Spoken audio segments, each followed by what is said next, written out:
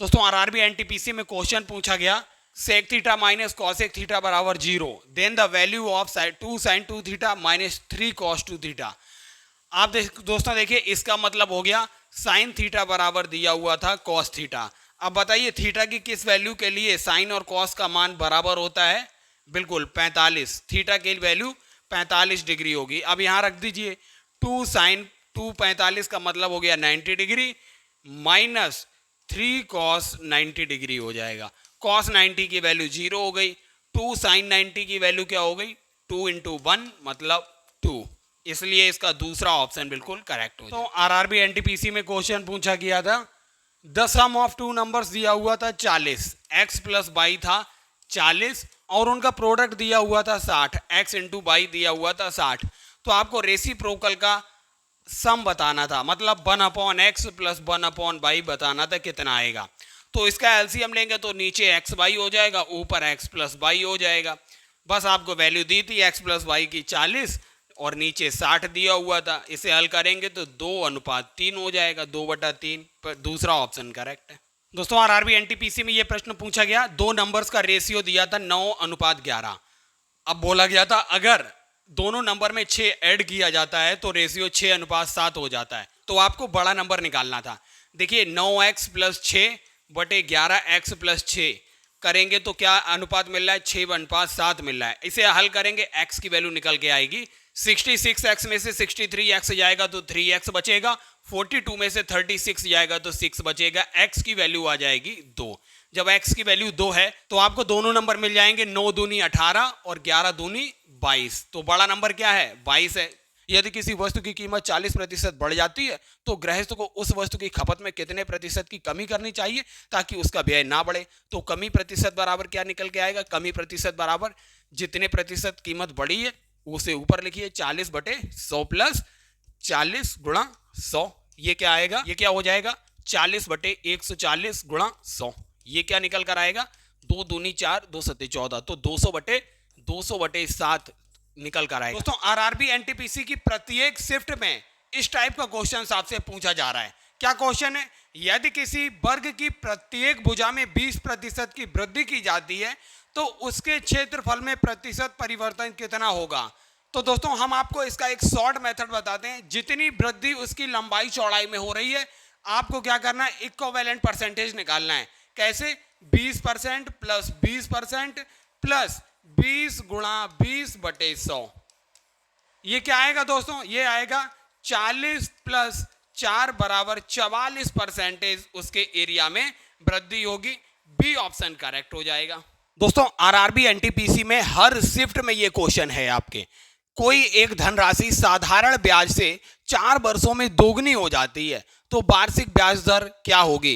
दोस्तों इसके लिए आपको कोई फॉर्मूला याद नहीं करना है। तो रेट ऑफ इंटरेस्ट बराबर आपको डायरेक्टली लिखना है। जितने गुना हो जाती है उसमें से -1 करिए, इसको 100 से गुणा करिए और नीचे जो टाइम दिया है उससे डिवाइड करिए। देखिए 4 वर्षों में दिया है तो बस, तो ये हो जाएगा 1 गुणा 100/4 मतलब ये आएगा 25।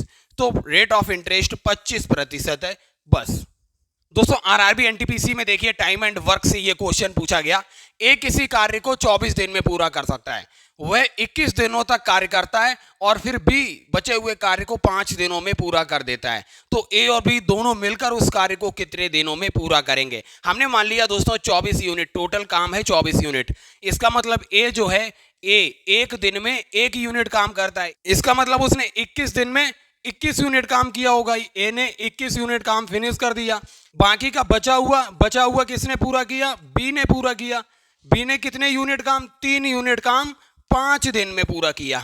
तो बी का एक दिन का काम कितना हो जाएगा दोस्तों? 3/5 हो जाएगा। अर्थात इसे हम 0.6 भी लिख सकते हैं। अब यहां पूछा क्या गया? ए और बी दोनों मिलके इस 24 यूनिट काम को कितने दिन में फिनिश करेंगे? तो ए और बी दोनों मिलके एक दिन में कितना करेंगे? ए 1 यूनिट करता है, बी 0.6 करता है, तो 1.6 यूनिट काम एक दिन में होता है। तो 24 यूनिट कितने दिन में हो जाएगा? 24/1.6। इसको कट करेंगे क्या आएगा? 16 एकम 16, 16 पंजे 80। तो 15 दिन में दोनों मिलकर इस काम को फिनिश करेंगे। दोस्तों आरआरबी एनटीपीसी में प्रत्येक शिफ्ट में ट्रिग्नोमेट्री से कोई ना कोई क्वेश्चन आ रहा है। ये देखिए कई सारे स्टूडेंट्स इसको सॉल्व करेंगे। सॉल्व करना ही नहीं था आपको, cos square theta plus sine square theta क्या होता है 1। यहाँ देखिए कॉस स्क्वायर 68 दिया है, आप इसको कॉस 90 माइनस 22 भी तो लिख सकते हैं। कॉस 90 माइनस थीटा क्या होता है साइन थीटा होता है, बिल्कुल। तो क्या बन गया cos square 22 plus sine square 22 1 हो गया। ऐसे ही दोस्तों यहाँ भी देखिए ये साइन स्क्वायर 68 को कैसे लिख लेंगे, साइन 90 माइनस 22 क्या हो जाएगा कॉस स्क्वायर 22 हो जाएगा। तो यहाँ भी 1 हो जाएगा, ये भी 1 हो जाएगा।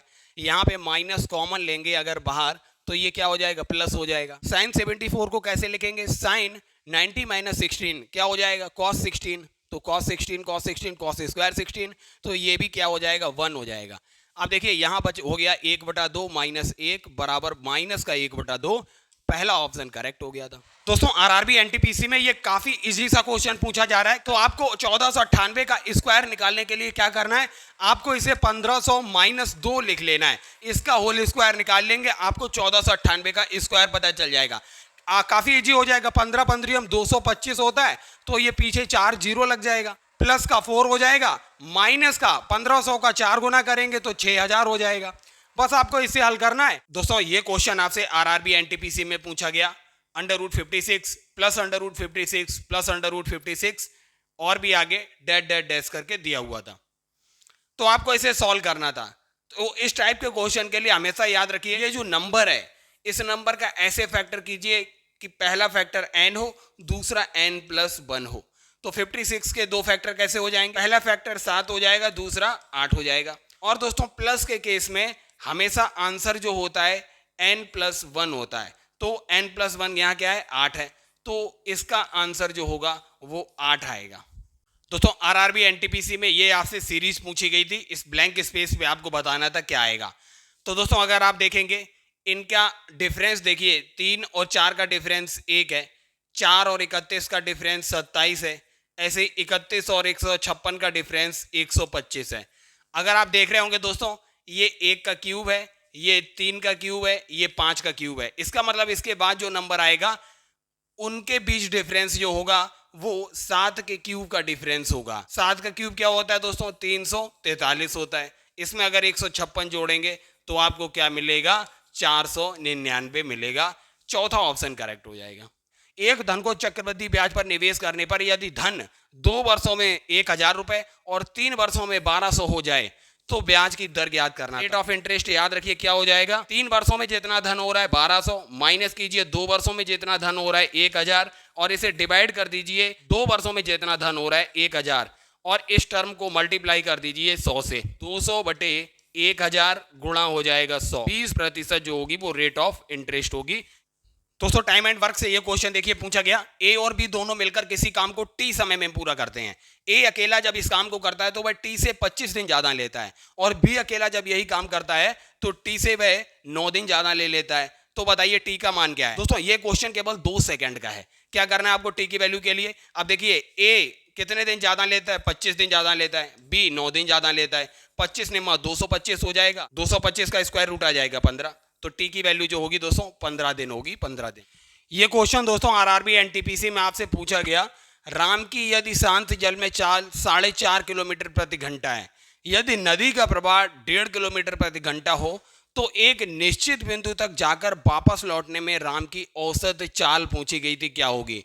तो याद रखिए दोस्तों एवरेज स्पीड क्या हो जाएगी, एवरेज स्पीड बराबर धारा के अनुकूल जाने में उसकी स्पीड कितनी हो जाएगी 6 किलोमीटर प्रति घंटा और धारा के विपरीत आने में उसकी स्पीड हो जाएगी 3 किलोमीटर प्रति घंटा और इसको डिवाइड करिए शांत जल में जो चाल है 4.5 किलोमीटर प्रति घंटा। इसका आंसर क्या निकल कर आएगा, 15 से कटेगा ये 2 बार, ये 3 बार जाएगा और ये कटेगा 2 बार, तो 2 दूनी 4 किलोमीटर प्रति घंटा जो है उसकी औसत चाल होगी। दोस्तों ये देखिए आरआरबी एनटीपीसी में इतना लंबा चौड़ा क्वेश्चन पूछा जा रहा है, 0.96 की पावर क्यूब माइनस 0.01 की पावर क्यूब और अपॉन में ये दिया हुआ है। अगर आप इसे गौर से देखेंगे तो a cube minus b cube upon a square plus b square plus a भी दिया हुआ है।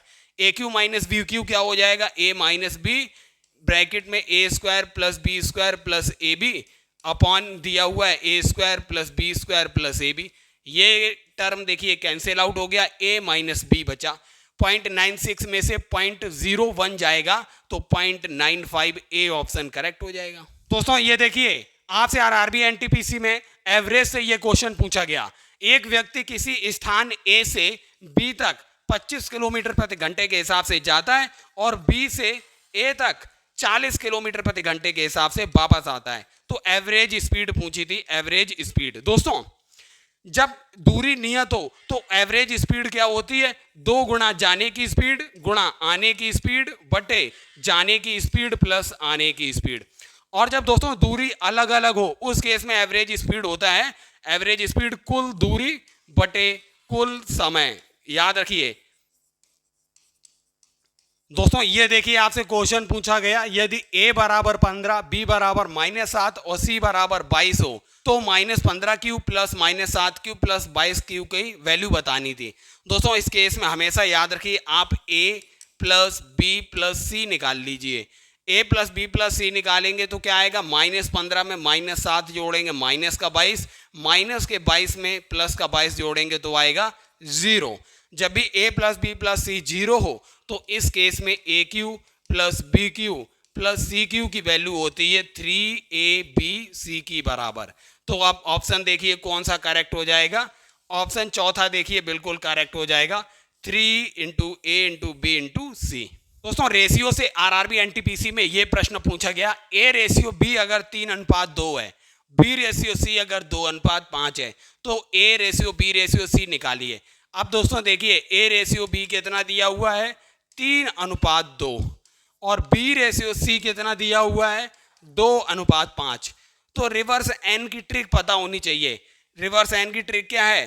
3 का 2 से मल्टीप्लाई, 2 का 2 से मल्टीप्लाई और 2 का 5 से मल्टीप्लाई, यही हो जाएगा ABC। a ratio b ratio c हो जाएगा 3 दूनी 6 अनुपात 2 दूनी 4 अनुपात 5 दूनी 10। तो 6 4 10 ये इसका करेक्ट ऑप्शन होगा, पहला ऑप्शन करेक्ट हो जाएगा। दोस्तों आरआरबी एनटीपीसी में ट्रेन से रिलेटेड प्रॉब्लम में यह क्वेश्चन पूछा गया। एक ट्रेन की वास्तविक गति 54 किलोमीटर प्रति घंटा है।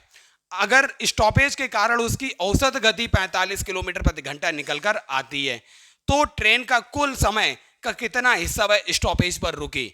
तो दोस्तों आपको कुछ नहीं करना है। देखिए पहले वास्तविक गति कितनी थी? 54, स्टॉपेज पे रुकने के बाद गति हो गई 45, दोनों का डिफरेंस, और इसे डिवाइड कर दीजिए वास्तविक गति 54 से। क्या आएगा? 9/54 हो जाएगा। 9 6 बार जाएगा, 1/6 हिस्सा जो है वो स्टॉपेज पे रुक रही है। पहला ऑप्शन करेक्ट हो जाएगा।